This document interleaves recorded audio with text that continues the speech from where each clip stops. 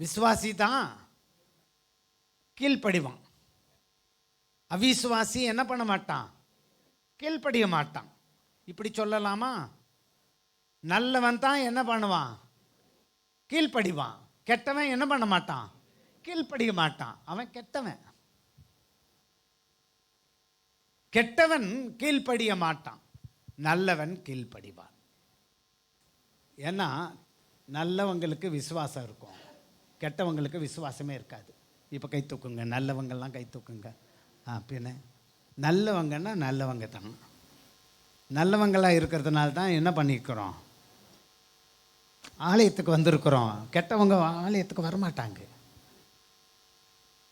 கேட்டுக்கு போகிறவங்க அவங்க நல்லவங்களாக இருக்கிறதுனால தான் ஆண்டவரே நாங்கள் ஆராதிக்கிறோம், கோயிலுக்கு வாடா கோயிலுக்கு வாடான்னு வந்திருக்கிறோம்.